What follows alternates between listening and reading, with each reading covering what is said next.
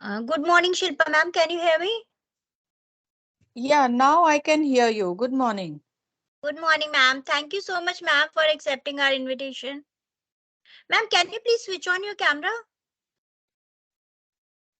And am I Yes. visible? Yes, ma'am. Now you are visible. Okay. Okay. Okay. Good morning, all of you. Good morning, ma'am. Am I audible? Yes, ma'am, you are audible. Hmm. Good morning, Dr. Shilpa Chaudhary. So good to see you. Good to see you, ma'am. Good morning, and thank you so much for this kind invitation. Oh, we are privileged to have you. So can we start off with the session now? Yeah, Thank yes, you. yes, ma'am. Thank Yes. you. And Dr. Farhan? Yes, ma'am, I'm here. Okay, so Hello. you can start with the session Yeah, sure, ma'am. Good and morning, start ma'am. recording Thank you for also. joining us.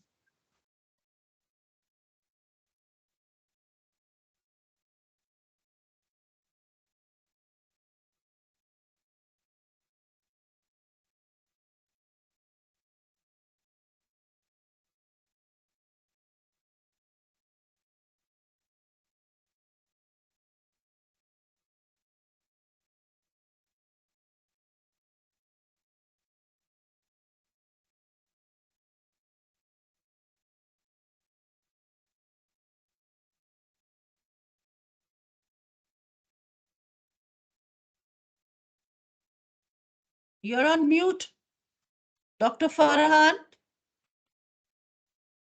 Unmute yourself. Yes. Okay. So, welcome, ma'am, on this platform, and thank you for joining us. Uh, Good morning to all of you. You know that we are going to start the session. Today's our chief guest is Dr. Shilpi Chaudhary, ma'am. So, I am Dr. Shilpa. Shilpa Chaudhary. okay, Dr. sorry. Shilpa Dr. Chaudhary. Shilpa Chaudhary. Okay, sorry. Dr. I'm Shilpa sorry. Chaudhary. Yeah. Actually, I don't know with this uh, how to start because I don't know the thing. Now I am taking my class right now. Still, I have to join here. So thank you so much, ma'am, once again to join this platform. So and all the participants who have been joining us Dr. today in Archana, international. you can take over from Farhan and start off the session. Farhan, you can be with your class and leave the platform. Thank you, sir. Thank you. Please continue with your class. I request now the student coordinators, Shivani and Prachi, to go ahead with the session.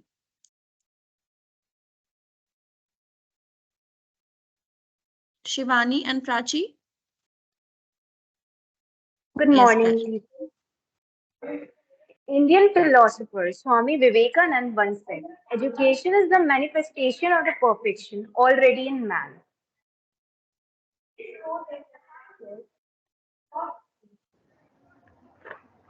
This quote emphasizes the importance of education as a means of unlocking the potential within individuals.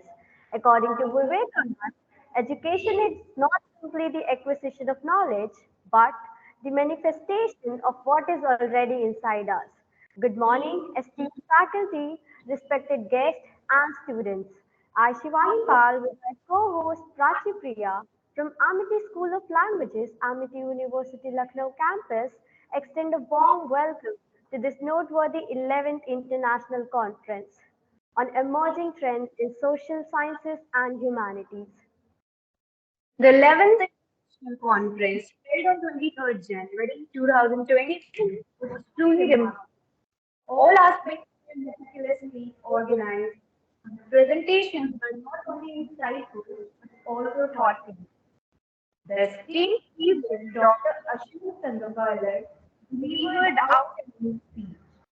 Keynote speaker Mr. Divya Raghavya and theme speaker Nimita Gupta added depth to the event. Special sessions by Mr. Renard Kimi, Dr. Puneet Mishra, Professor Arunim, and Sonu Sani were exceptionally well conducted. Overall, conference with valuable insights and engaging presentation.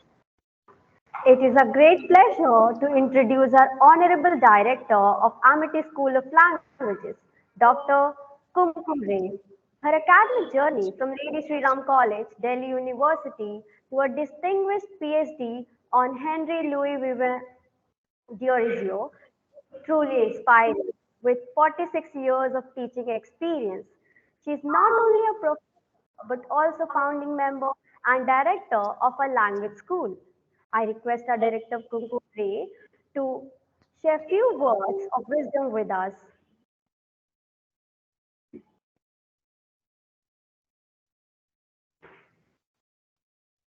A real warm welcome to you, Dr. Shilpa Chaudhary. Our Thank you, ma'am. platform to be on new areas of research in social sciences and humanities. I'm sure your deliberations will throw new light on those areas. Thank you so much for being here. Thank you so much, ma'am, for your invitation. Thank you so much, ma'am. It is our privilege to welcome Dr. Shilpa Chaudhary, an associate professor in the Department of English at Delhi College of Arts and Commerce, in University of Delhi. She pursued her education at Patna University. Dr. Chaudhary is an accomplished Odissi dancer, hold a title of Master of Ceremony from Bharatiya Nritya Kala Mandir. Government of Bihar has felicitated her twice for her contributions to the field of Odissi dance. She shows that effort on real people and found and foundation course in English language at the University of Delhi. You respectively. Dr. Chaudhary has published research articles in both national and international journals. She actively participates in academic conferences and seminars. And she also contributes to academic development and success by conducting viva examinations for doctoral degrees.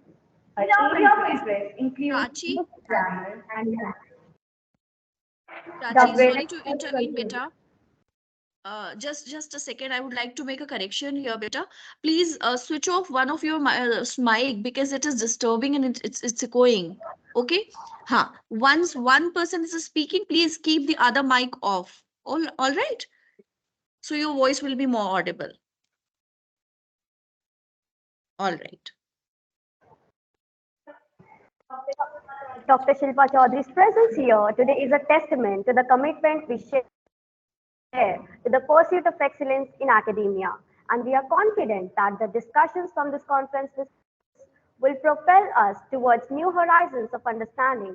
And we are eagerly anticipating the enlightening experience that lies ahead. As we start our session, I request our esteemed guest to grace us with few words of wisdom.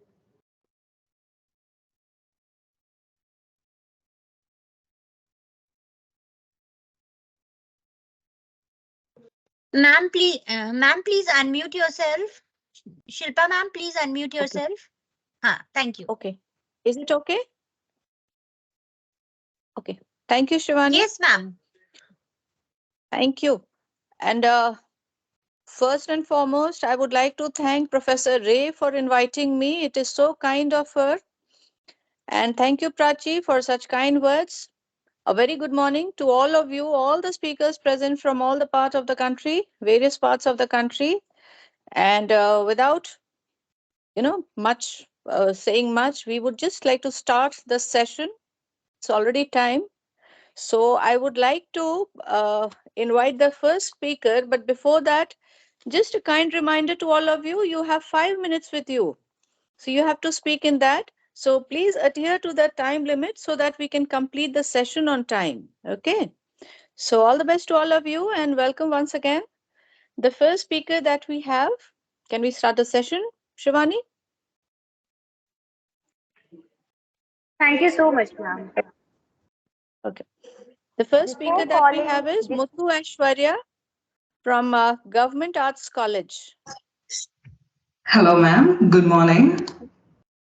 Good morning. Huh. Shall I start, ma'am? Yes, please. Okay, 1 minute.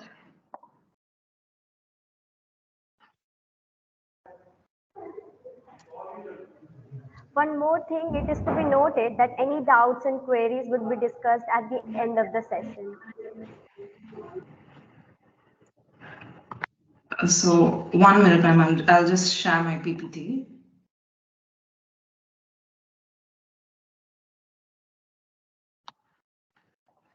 Shivani, would you be keeping time? Yes, ma'am. Speakers have 5 minutes, right? Oh, I'm so sorry. So how do I share my PPT in here? Can you just help me out? Yes, please, you have to go to click on the share link, Okay. and after that click on the Okay. window where your क्या Okay. कहते हैं, okay, have you find out? My PPT is not visible in the window session. First you Window have to play. open So the open the PPT on the desktop. yeah, I have right now. It's open. You Yeah. have to 1 minute. click on the share, see the window, click on the window and Yeah, select got your it. Got PPT. it. Yeah. Okay, Thank you so thank you. much. Is it visible now? Yes, it is. Yeah, okay. Shall I start? So, Yes, please. good morning, everyone. I'm Muthu Aishwar, Research Scholar from Department of English, Government Arts College from Nandanam, Chennai. So, the topic today I'm going to be presenting is Atypical Scenario Sculpting Personalities, Harry Clifton's survival story and the socio-cultural perspective. Jeffrey Archer. The Clifton Chronicles is written by Jeffrey Archer. To talk about Jeffrey Archer is the best-selling author till date. He is a British novelist, convicted criminal, and a former politician. So Jeffrey Archer has written a lot of numerous series, and one such famous series is the Clifton Chronicles. This is a 7-book novel. As I said earlier, it's a chronicle, so it also talks about history, power dynamics, and a lot more themes that is pretty much relevant to today's world. The first book opens with Only Time Will End, and the last installment is This Was a Man. So, this story is all about Harry Clifton, the protagonist, who grows up, ages, and dies. So, it tracks the entire life journey of a single person. So, as I said earlier, the Clifton Chronicle spans an entire century, drafting an entire characteristic features of a single person. This novel is all about political intrigue, family secrets, love, betrayal, rivalry, storytelling technique, and well-developed characters. Culture and prismatic representation of traditions and values. As I said, this novel spans an entire century, and Archer, a well-known author, brings in a lot of culture in single book. So we'll get to know about different people with different background and cultural and tradition that they follow. For example, as I said earlier, there's Harry Clifton, the protagonist. His wife Emma Barrington is an Englishman. Women. Priya is a character from India. Cedric Hardcastle is from Yorkshire. Don Pedro Martinez hails from Argentina. So all these characters hails from various backgrounds. They come together to create their very own identity. So it's basically a clash between personal desires and societal expectations with the help of familial tradition. The struggle for identity is one of the most common things that can be found in an entire 7-book series, as identity shapes a person. So when you have ambition, values, and desires, it actually shapes you as a human.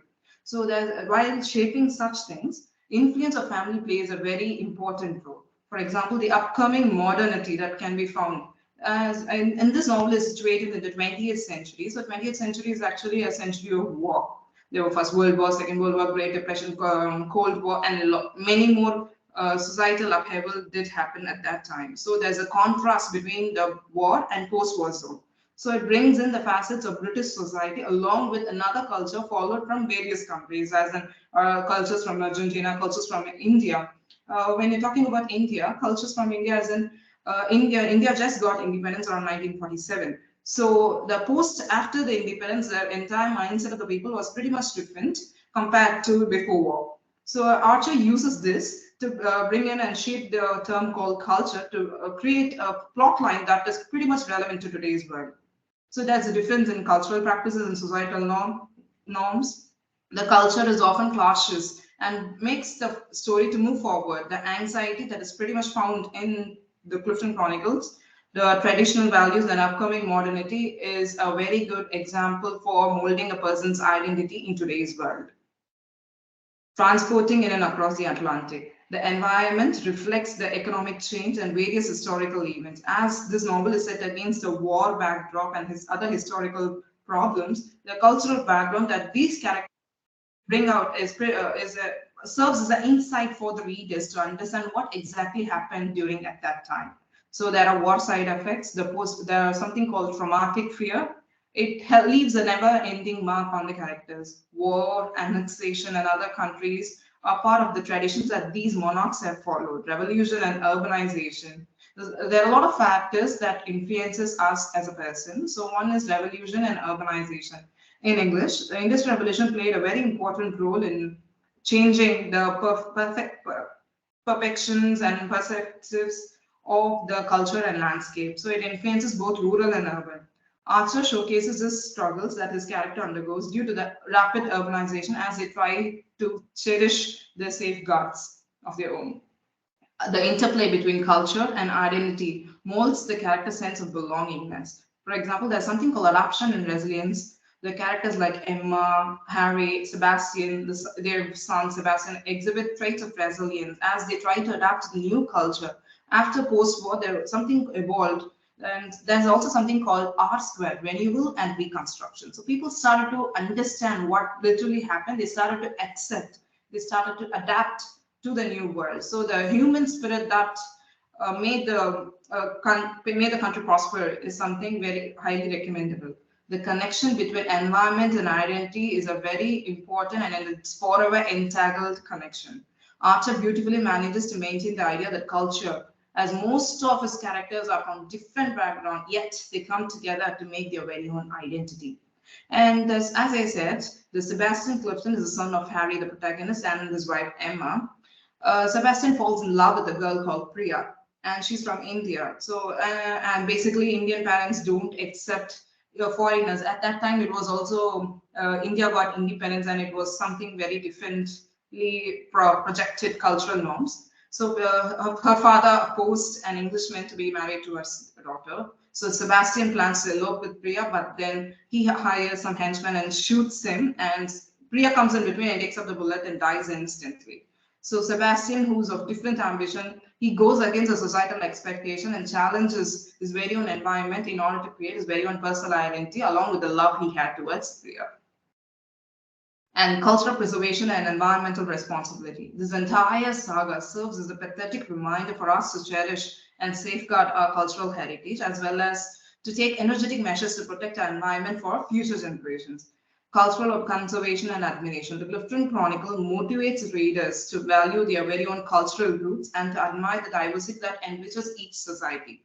Archer makes up a very significant plan and fosters a very sense of belongingness and to take pride when you take up your one's own identity. Ecological responsibility and sustainability, consequences of industrialization and urban, everything has to be motivated, and people should understand what exactly their society needs, and they should live a life that is worth meaningful. Reflections on humanity. This chronicle dives deep into the oceans of human experiences as the emotions resonate with the readers across different cultures and time. The characters' triumph and hard work creates an empathy and understanding and stimulating a sense of shared humanity.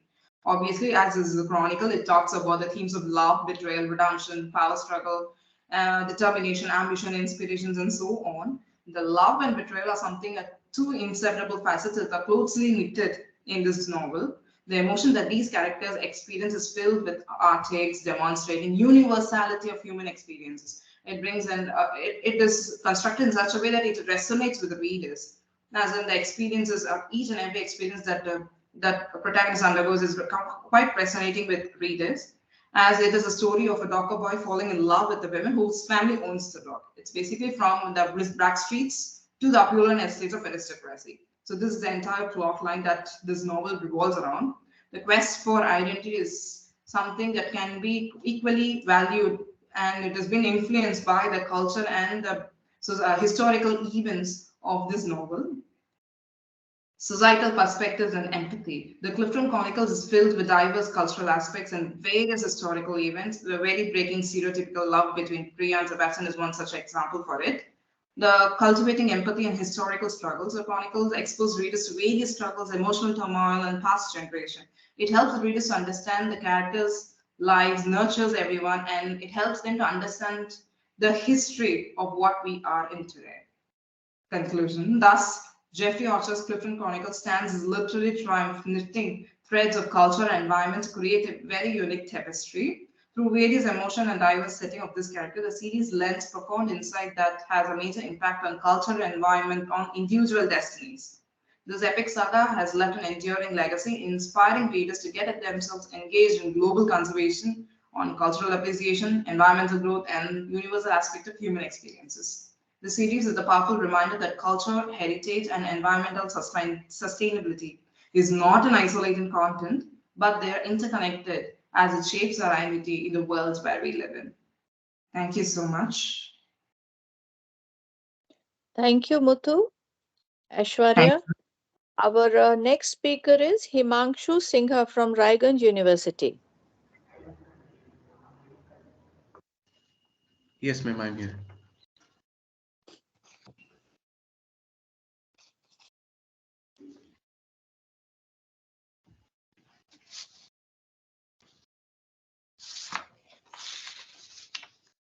Shall I start? Yeah, start.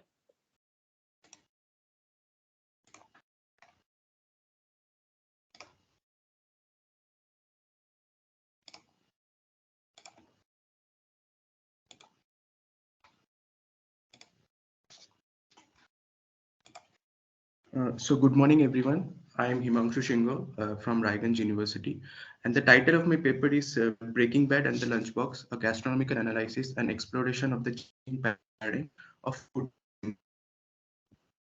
So food has always played a pivotal role in human culture and societies. It transcends mere sustenance, becoming a medium for expressing emotions, cultural identity, and social dynamics. In the realm of cinema, food symbolism has been utilized to convey complex narratives, evoke emotions, and provide a lens through which audiences can interpret characters and themes. Breaking Bad is an American crime drama television series of 62 episodes divided into 5 seasons, created and produced by Vince Gilligan for AMC. The series shows the journey of Walter Hartwell White becoming Heisenberg. Walter Hartwell White is an underpaid, overqualified high school chemistry teacher of Albuquerque, New Mexico, who is struggling with a recent diagnosis of stage 3 lung cancer. He partners with his former high school student Jesse Pinkman to produce and distribute meth, which is an addictive and illegal drug. And he does this to secure his family's financial future before he dies, while navigating through the dangers of the world of drugs, which ultimately led to crime. Food plays a multi-dimensional role in this series. First of all, it shows the transition of character. If we look closely to the slide shows three birthday breakfasts that is served to Walter White. In the first picture, we can see the plate is filled with scrambled eggs, and he's served veggie bacon, and the number 50, which resembles his age, is neatly arranged by his wife. This symbolizes that he is still underpaid high school teacher of chemistry. And in the second picture, the plate is partially filled with scrambled eggs, and the numbers are not neatly arranged. This shows that he is in between the transition of Walter White to his alter ego Heisenberg. And in the third plate, this symbolizes his complete transition as the form of the eggs has been changed. Earlier it was scrambled eggs, and now we can see two sunny side ups, and he is sitting alone in his 52nd birthday, and he has lost everything, his family, his friends, everything. Food also symbolizes power. The character who is more powerful eats comfortably in front of the other character. Food is also used as a weapon in this series. Gustavo Fring, the main antagonist of this series, gives poison tequila to kill one of his rivals, Eladio. And in the last episode, we see that Walter Hartwell White also uses a packet of stevia, a sweet sugar substitute, to kill Lydia, one of their business partners. The next food also symbolizes stability and instability. The home cooked food in this series symbolizes stability. And in the sixth episode of the fifth season, we can see the second picture in this slide. Jesse joins Skylar and Walter for dinner, and Skylar serves frozen food. The frozen food symbolizes Skylar's unhappiness and instability in Walter White's family. Food also becomes a medium of discovery in this series. Uh, Particular eating habits of certain characters becomes a medium of discovery. For example, here we can see a packet of Los Polos Hermanos from Gail Betiker's file, which leads Hank to start his investigation from the very beginning, because Gail is a character who is a strict vegan, and he prepares his own fermented bread. And the next cinema which I've chosen is from India, the most successful food cinema, The Lunchbox. In Mumbai, Ila, a young wife seeking her husband's attention, she tries to put romance back into the marriage by cooking delicious lunches for him. However, the lunchbox is sent to a different person named Sergeant Fernandez instead of her husband. She tries to restore her marriage with the help of food. As we know, cooking is a love language, and Ila is a financially dependent young housewife who looks after her daughter and all the household chores throughout the day. In order to grab her husband's attention, Ila prepares lunch for her husband.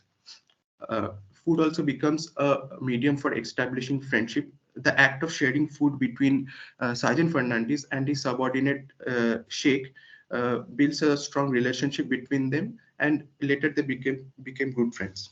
Food also becomes a cure for loneliness. All the characters in this film suffers from loneliness, and the effort that Ella puts behind cooking communicates her love and affection. But there is a vacuum within her because the lack of appreciation which she expected from her husband. Sarjan was a person who was filled with vacuum, who filled that vacuum in Ila's life, and later they became friends. And the letters they exchanged reflected the longing for connection more than longing for romance. Ila never physically meets two of her close confidants, but is connected to them through the flavors. Food also becomes a medium of unity in this film, as it unites people from different religions. Fernandez, a Christian, Ila, a Hindu, and Sheikh, a Muslim. They also belong from different socio-economic backgrounds, and the sharing bridges all the gaps between the characters. And at last, this paper is an attempt to discuss the changing paradigm of food and every possible aspect of the above to creation through the food of lens. Thank you. Thank you, Himanshu. Nice paper you had. Thank you. Our next speaker is Rishabh Walia from Graphic Era, Hill University, Dehradun. What is this?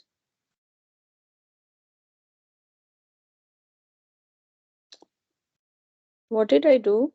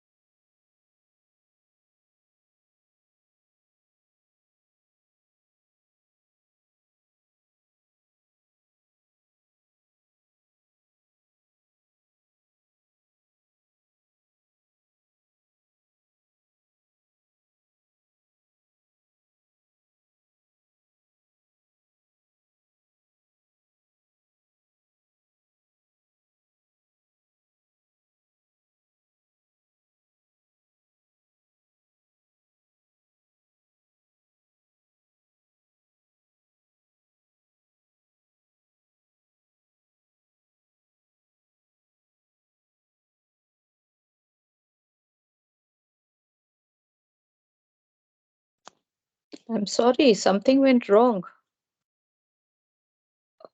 Am I audible? Yes, ma'am. I don't know what went wrong. Ma'am, actually, the other person was presenting the paper. After that, he didn't stop sharing. So that's why that screen was there. Okay, okay, okay. So our next speaker, Rishabh Walia from Graphic Era, Hill University, Dehradun. Are you there?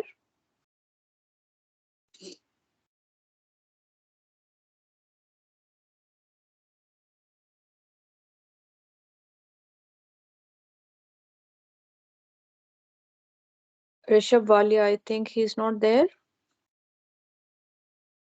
Can we move on to next speaker, Upasna Mishra from Jadavpur University? Yes, ma'am. I'll just start presenting my screen.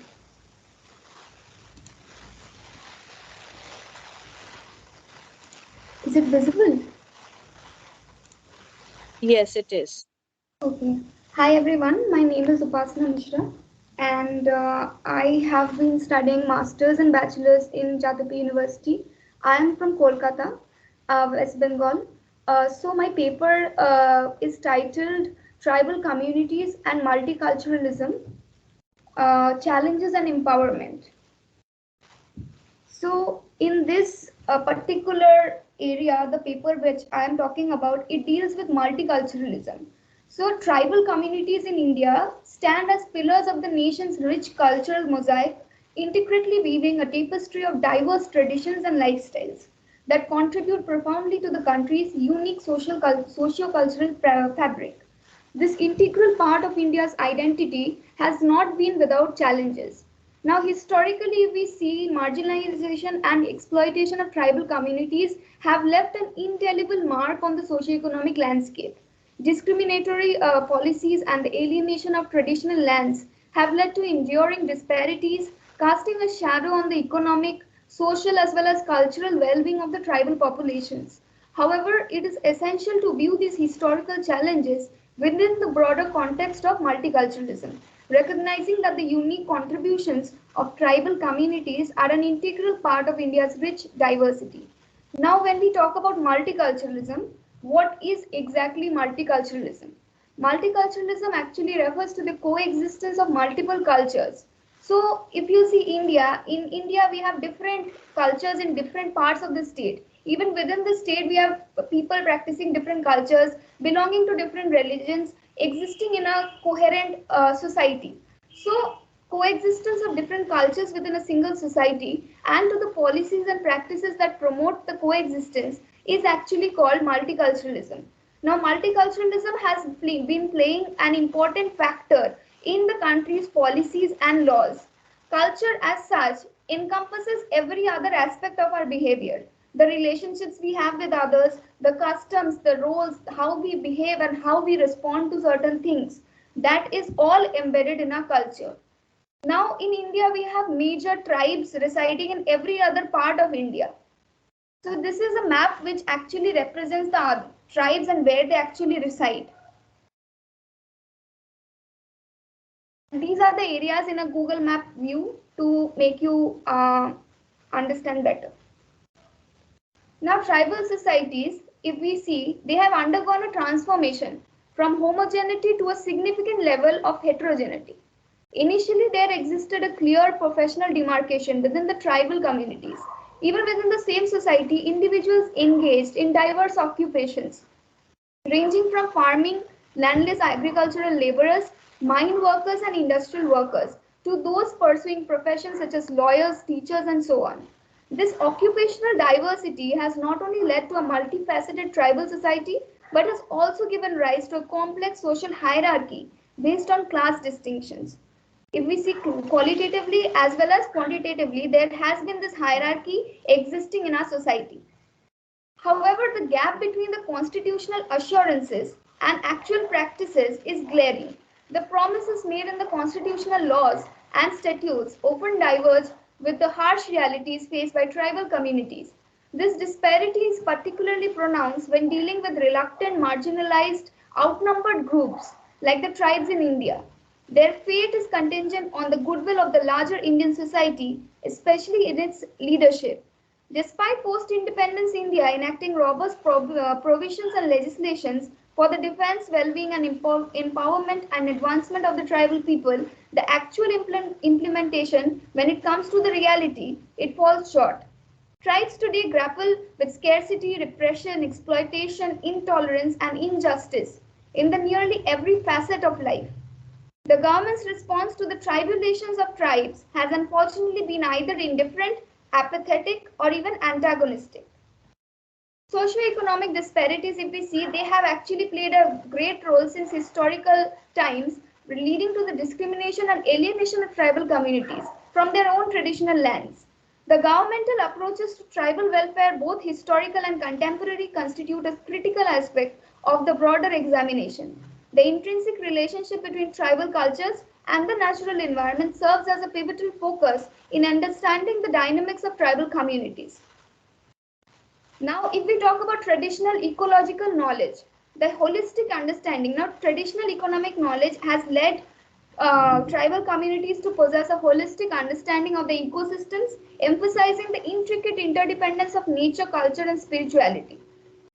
Challenges, if you see to the, if you look at the challenges to the traditional ecological knowledge, modernization and displacement have been a major challenge.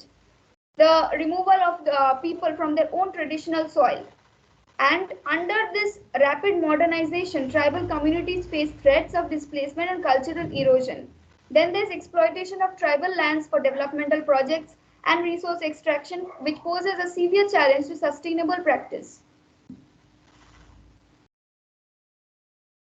If you talk about contemporary challenges, addressing contemporary challenges has been talked extensively in my paper. This actually focuses on issues such as education, healthcare accessibility, and the preservation of indigenous languages and art forms.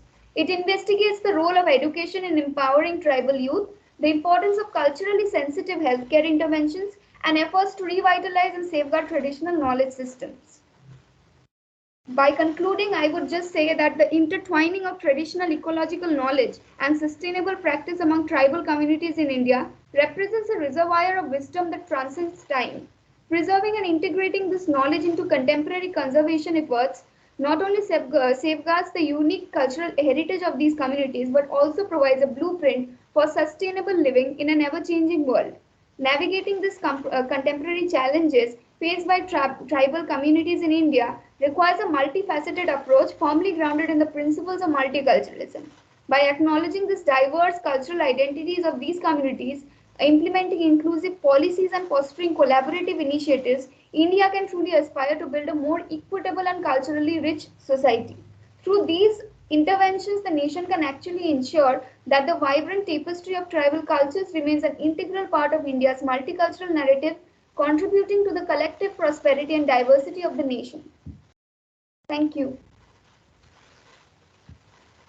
Thank you, Upasna. Our next speaker is Debanjana Mukherjee from Holy Cross College, ICFA University, Tripura.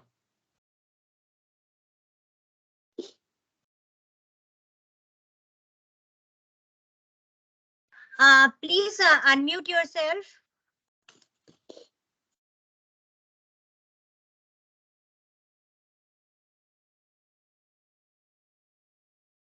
And I requesting to all the participants, please do not increase your time. You have to have the limit for 5 minutes.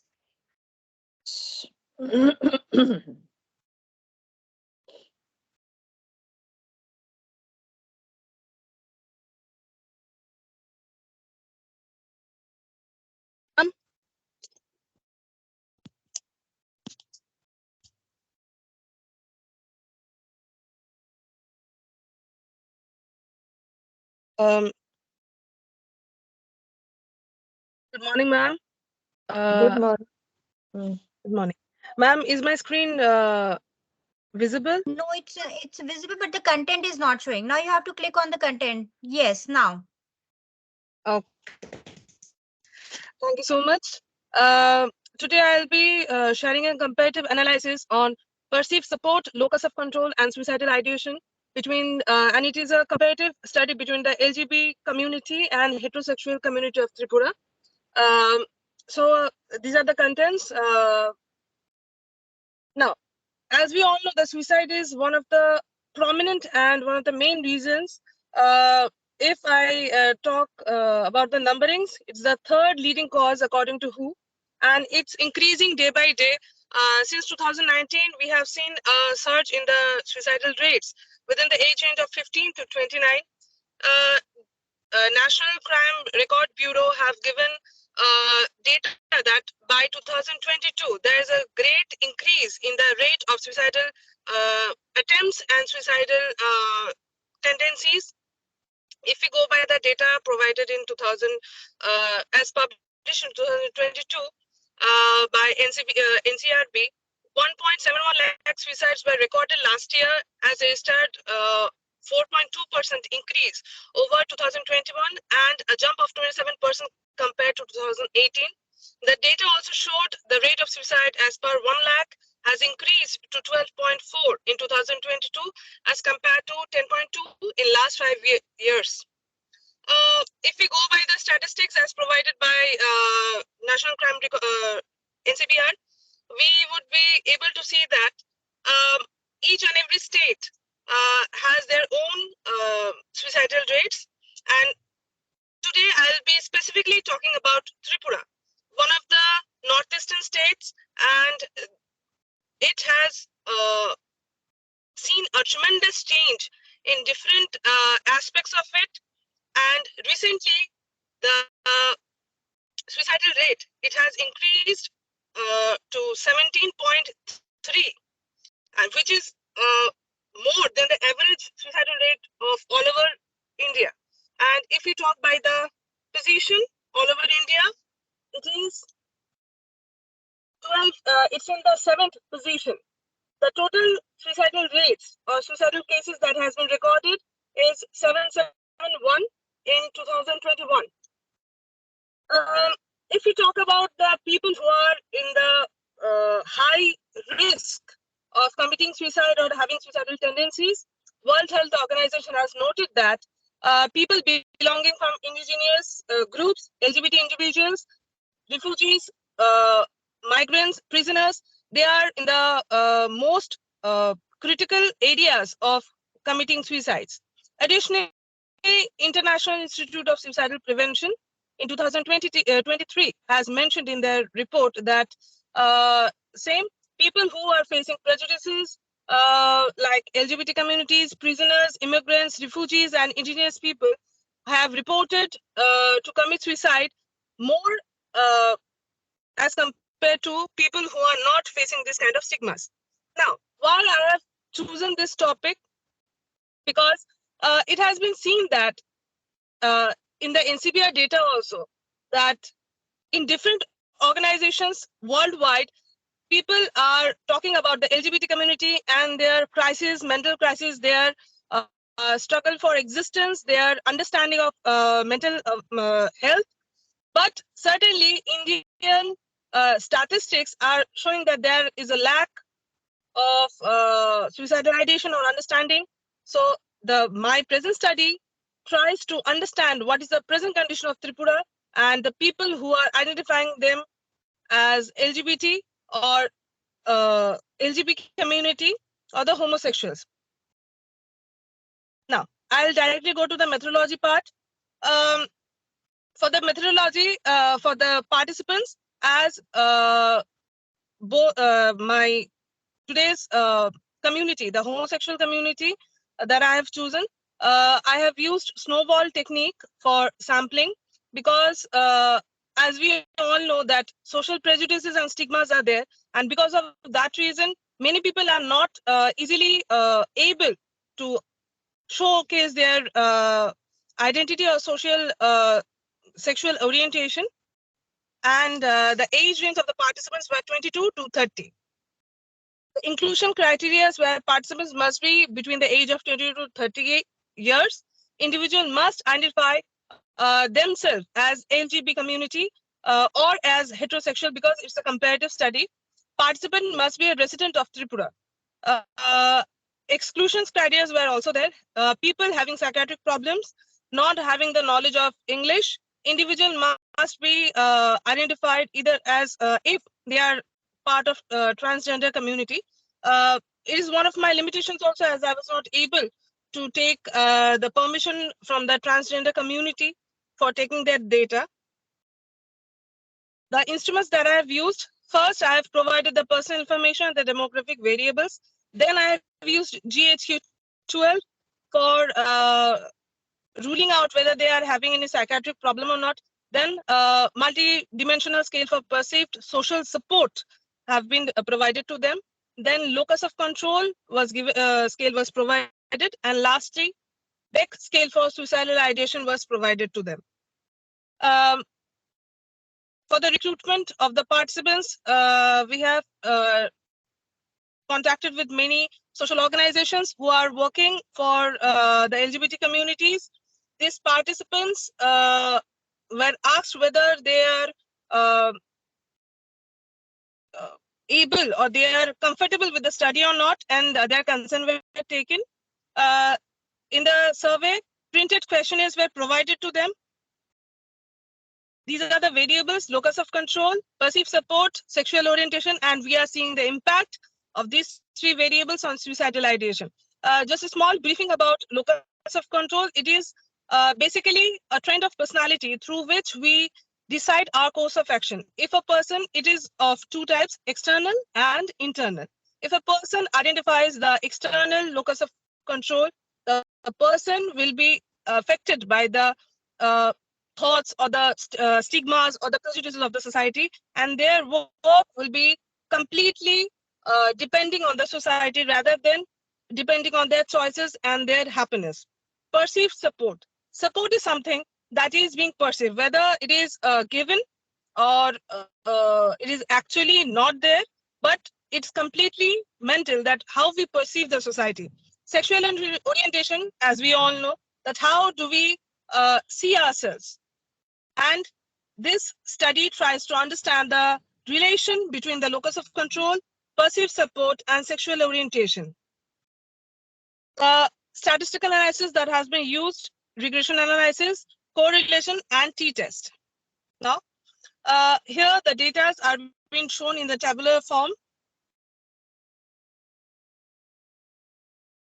This is the mean and SD of the three variables and the different groups that we have provided. This is the statistical analysis and result of regression analysis. This is the data for correlation between heterosexual and homosexual. In the homosexual, as I said already, that we have taken only LGBT community. And this is the data for independent sample of t-test. Now I'll move to the discussion. The results suggest that the homosexual perceived significantly less support and had an external locus of control and reported higher levels of suicidal ideations when compared to heterosexuals in Tripura. Regression correlation analysis highlights the differential impact of perceived support, locus of control on suicidal ideation in two groups.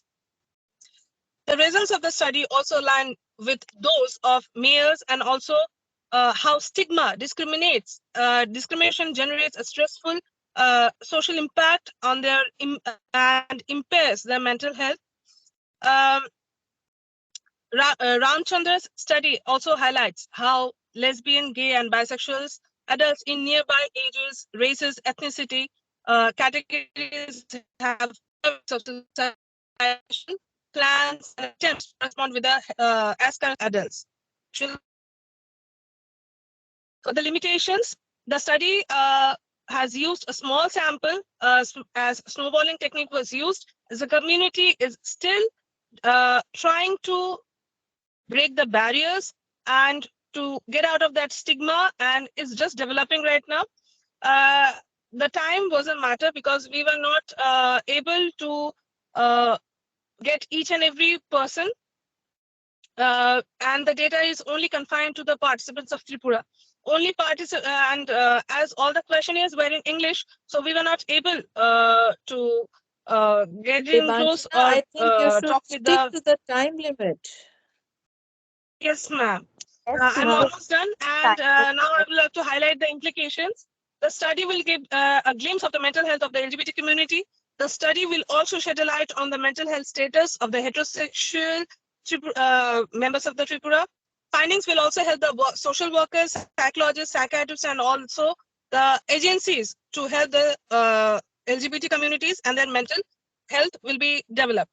For the conclusion, this study particularly differentiates the LGBT community in Tripura, faces and emphasizes the significance of comprehending and resolving, like perceived support, locus of control, and suicidal ideation in the particular setting. Um, these are the few things that I would like to highlight. How to help the LGBT communities to understand their struggle. If we try to Devanshina, understand their please struggle, it will. wind up your Okay, paper okay, now. ma'am. Okay. Thank you so much. I would like to thank each and everyone. Thank you so much for giving me this chance. Thank you. Thank you, ma'am. The research paper was really informative. Now I would like to invite Pallavi Roth from Jawaharlal Nehru University, and I would like to mention that paper readers are kindly requested to adhere to the time limit for the smooth conduct of the session. Please. Shivani, I think Manish Sharma from ICFI University, Tripura is there. Okay. Yes. Okay, ma'am. Manish Sharma from ICFI University, Tripura, are you there?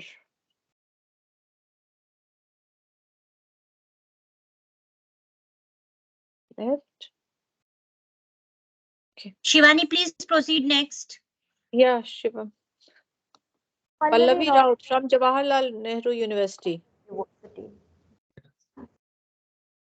And the next, after that, the Divya Rani. Please be ready with your presentation. Pallavi Raut is not there, I think. Divya Rani from Banaras. Hindu University. Divya Rani is there.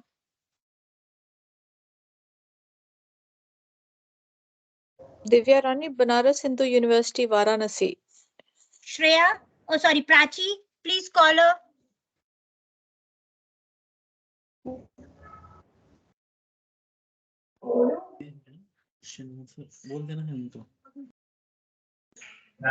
Now let's invite Dr. Anjan and from Acharya Tulsi National College of Commerce to present a research paper, Chronicler of Mysteries of Marginalized Youth in Appan Bharti's novel.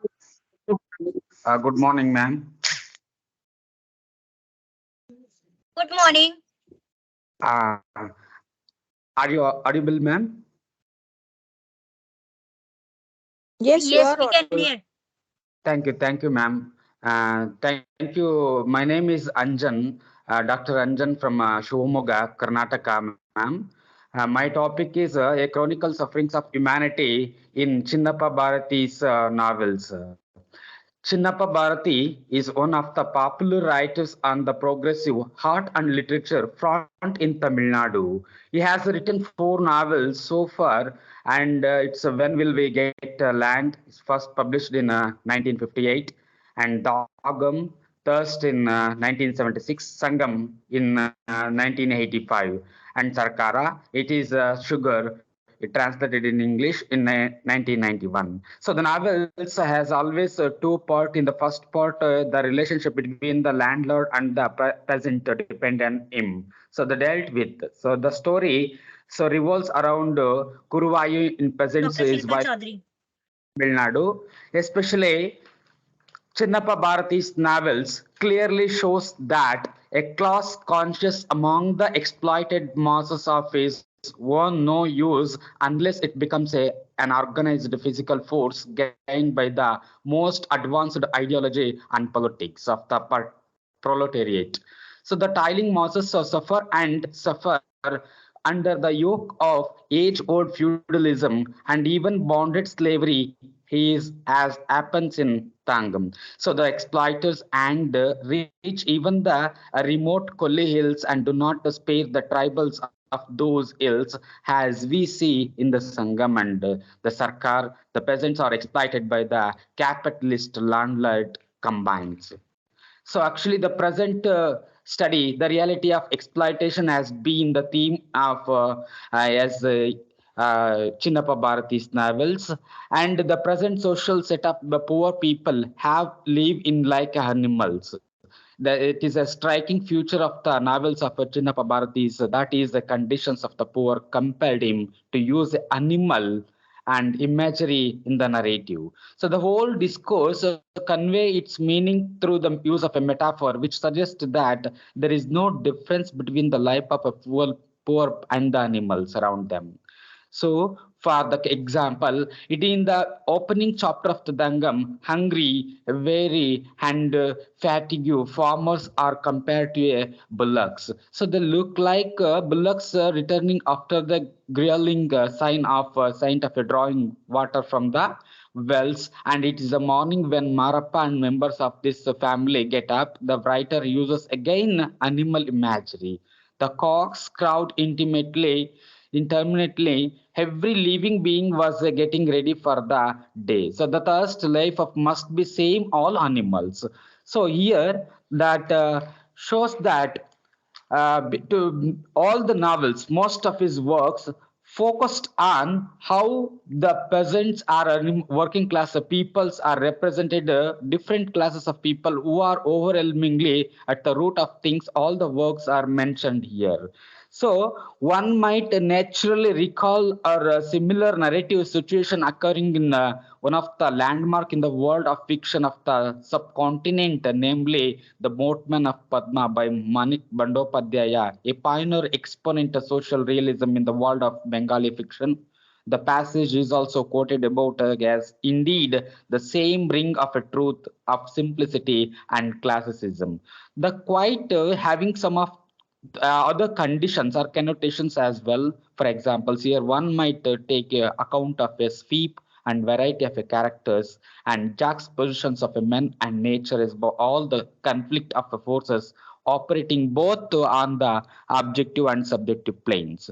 So nothing occur here in isolation, everything real related to the contrary. To a large canvas, an old age system based on a hierarchy of power and wealth, caste and conventions, rituals and prejudice, etc. So, and the thing cannot, however, go on for a long time. The incident centering around the fell of a trees by the forest officials with the alibi of making a land wasted with the government free of unauthorized occupations and bring a contradiction on the force. The protest by the Siringama, so again followed by the Sadayana, followed few others.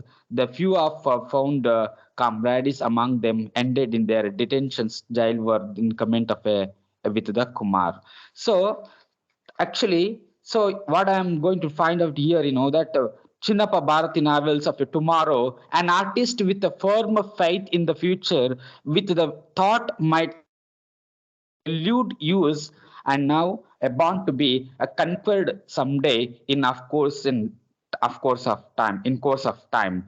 A few for reviewer for Bengal, and there is however a special reason he rejoices at the source of a writer with the respect and having a heritage of a literature that abounds humanism and championed by the stalwart like Bankim Chandra Chattopadhyaya, Rabindranath Tagore, Sarashchandra Chattopadhyaya, followed by Manik Bandopadhyaya, Taranatha Bandopadhyaya, and Vibhuti Bandopadhyaya, etc. That natural for him to feel identified with those writers in particularly who have causes to celebrate, that is the causes of humanity at large. So in spite of the growing pressure it of commercialization of art and culture, it is the heritage which has not yet died down in our literature. So, and there is a host of writers who are carrying with their creative endeavor with a commitment to suffering humanity, backed by an acute sense of a social responsibility.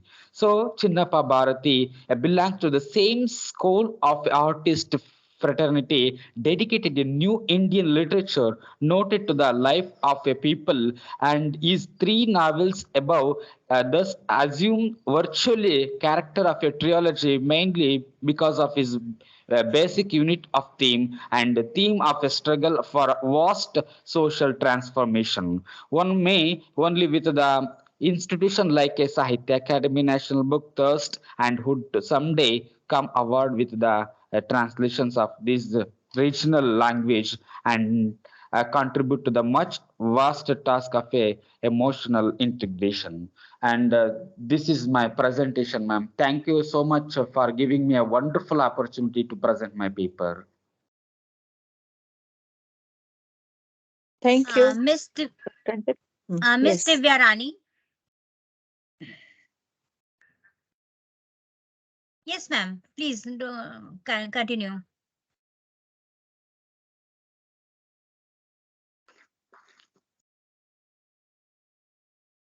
Miss Divya Rani, please unmute yourself.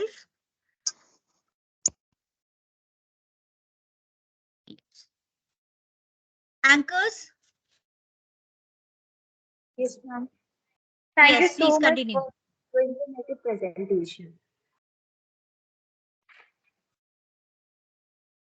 If anyone has doubt, queries, and questions, they can discuss now.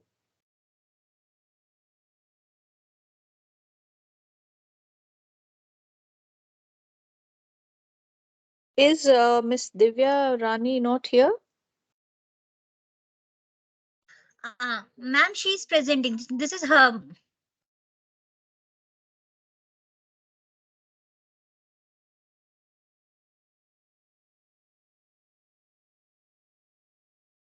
Miss Divya Rani, what happened?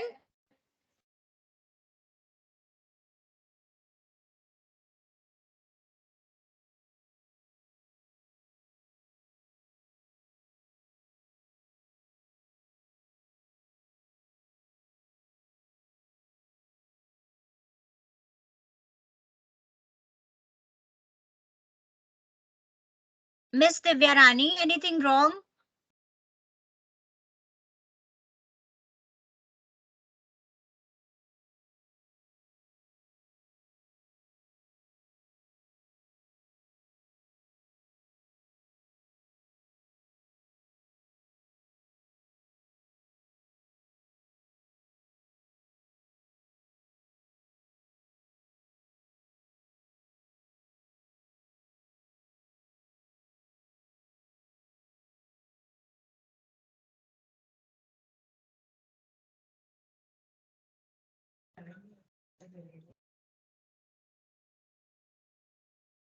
Yes, Miss Divya Rani, please unmute yourself. Your screen is visible.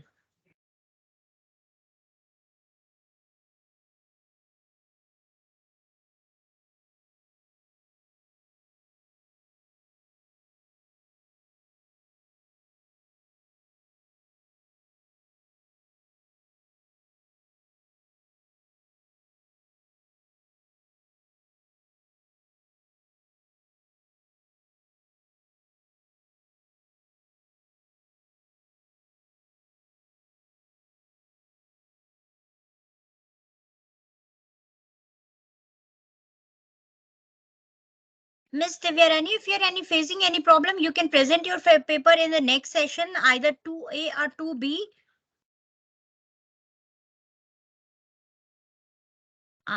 Shilpa ma'am, can we close the session right now? Shreya and Prachi and Shivani? Yes, ma'am. Yes, yes. Yes, please, over to you. Now, if anyone has any questions, they can ask our honorable guest. Shivani and Priya, please switch on your camera, Prachi, both of you.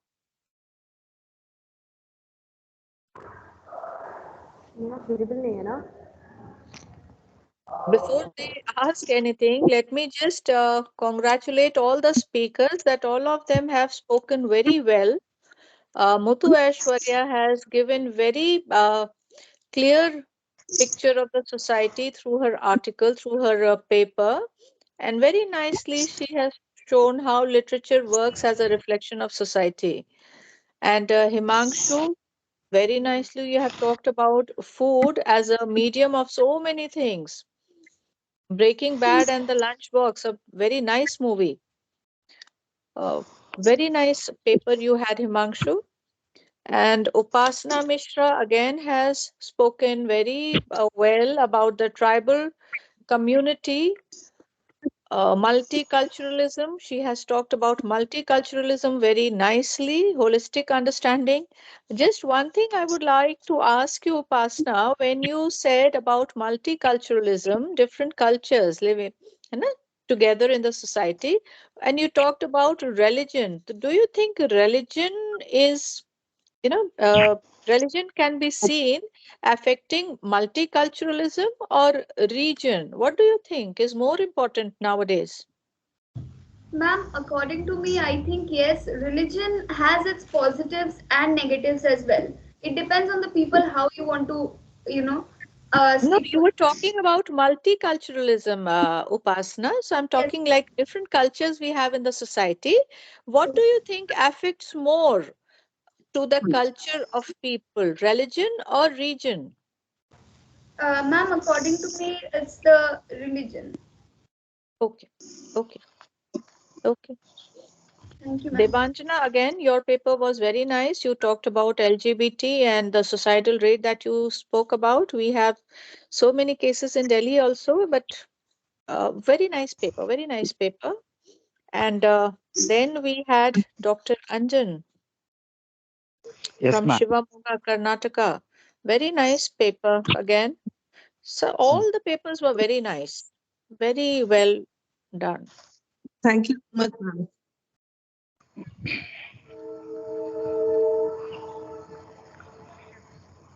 So if Now, there is everyone, nothing, can we close the session? yes, ma'am. Before closing the session, everyone is requested to please fill the feedback form after leaving the meeting. The link will be provided in the WhatsApp group. Also, it is requested to the participants to not leave the WhatsApp group before receiving the certificate. Thank you. Thank you. Thank you so much, Shilpa ma'am, for joining us and giving us time. Thank you so much. Thank you. Thank Thank you, you. Shil- Thank you, Thank you. So ma'am. can we close the meeting now? Yeah, yeah. With I declare the thank you, session closed now. Thank you. thank you so much, ma'am. Thank you. Thank